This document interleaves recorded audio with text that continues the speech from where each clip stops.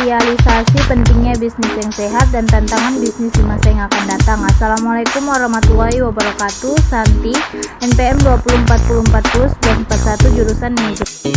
Apa itu etika bisnis?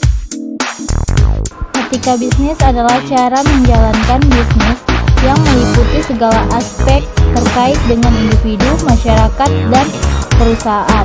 Etika bisnis mempunyai peranan penting sebab dapat menciptakan norma, nilai, dan perilaku karyawan serta pimpinan dengan tujuan membangun hubungan yang sehat dan adil dengan relasi kerja masyarakat atau pemegang saham. Etika bisnis menurut para ahli. Pertama yaitu study all business.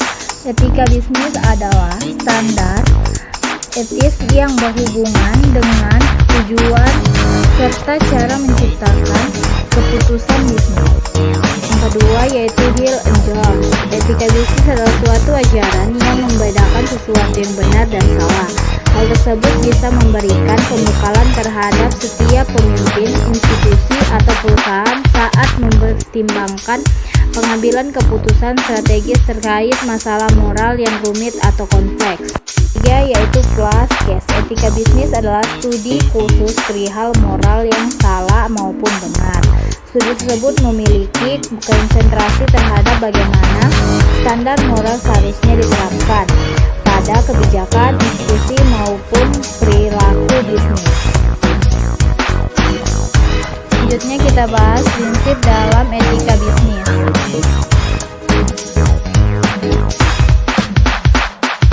Adapun beberapa hal yang termasuk dalam prinsip dalam etika bisnis.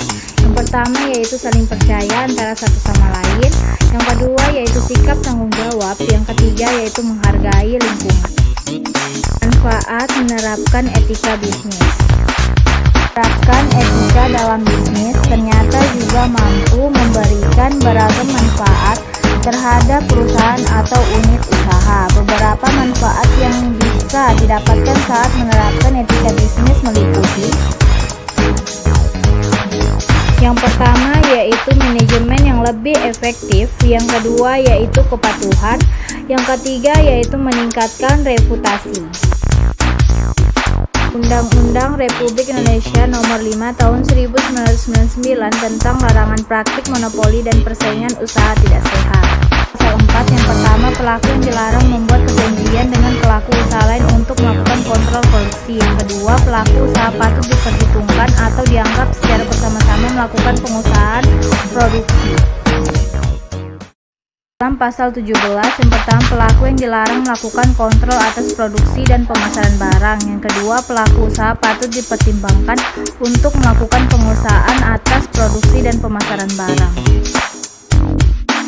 Dalam berbisnis kita harus mampu memahami hal tersebut karena keberhasilan suatu usaha tumbuh dari sikap yang lebih teliti, disiplin, taat aturan, dan profesional dalam hal mengarahkan, mendidik, dan memberitahukan karyawan kita tentang pentingnya berbisnis yang sehat tanpa adanya persaingan. Selanjutnya kita bahas tentang tantangan bisnis di masa yang akan datang.